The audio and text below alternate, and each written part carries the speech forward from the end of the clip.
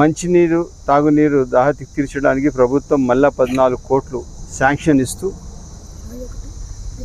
21 crores sanction ఇస్తూ, అదేవిధంగా ఏదైతే మన చిప్లి సమ్మర్ స్టోరేజ్ ట్యాంక్ నుంచి వాటర్ ఇంప్రూవ్మెంట్ స్కీమ్ కింద ఇక్కడ పైన మనం ఏదైతే చిప్లి పైన ఒక మొత్తం ముందే కట్టాము ఇక్కడ, అది కొద్దిగా మధ్యలో పోయిన ప్రభుత్వంలో దాన్ని సరైన మెయింటైన్ చేయకుండా మొత్తం నిర్వీర్యం అయిపోయింది.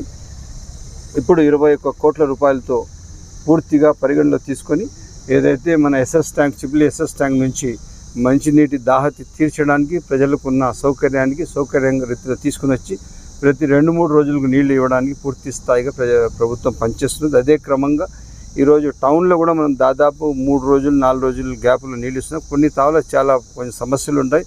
వాటర్ లెవెల్స్ వేసవి కాలానికి చాలా ఎక్కువ వాటర్ లెవెల్స్ కింద పోయినాయి. ఆడ 8-10 రోజులు కూడా అవుతున్నది.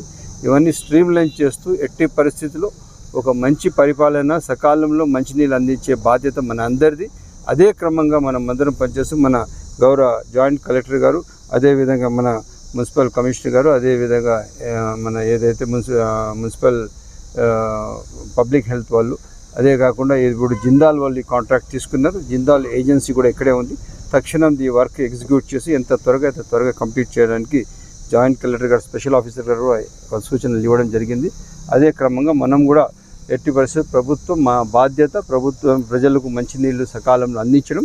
అదే క్రమంగా ముందుకు నడుస్తున్నాం. ఇంకా ఏ ఇష్యూస్ ఉన్నా కూడా వాటర్ సప్లై పైన ఇంకా క్లారిటీగా, ఇంకా బెటర్మెంట్గా తీసుకొని ప్రతి 2 రోజులు నీళ్ళు ఇచ్చేయడానికి ప్రయత్నిస్తామని సవినయంగా తెలియజేస్తాం.